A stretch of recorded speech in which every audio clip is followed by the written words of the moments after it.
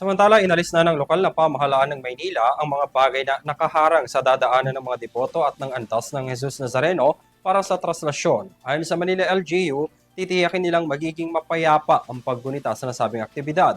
May karagdagang balita si Son Santiago. Bilang bahagi ng paghahanda sa Traslasyon 2026 na gaganapin bukas January 9, nagsagawa ng malawakang cleaning operations ang lokal na pamahalaan ng Maynila sa mga dadaanan ng mga deboto na makikilahok sa taon ng kapistahan ng Poong Jesus Nazareno. Ayon mismo sa Manila Public Information Office, ang paglilinis ay upang masiguro ang kalinisan at kaayusan ng lugar. Saklaw ng operasyon ng paglilinis sa mga kalsada, bangketa at paligid ng pamilya ng Maynila. Isa na nga rito ang mga lugar na sakop ng Quirino Grandstand kung saan magsisimula ang prosesyon ng Poong Jesus Nazareno na dadagsain ng libo-libong mga depoto. Nagpaalala naman si Manila City Mayor Isko Moreno na iwasan ang pag-iinom sa nakatagdang 500-meter radius mula sa loob ng Quiapo Church at dadaanan ng traslasyon, pati na rin ang paggamit ng paputok.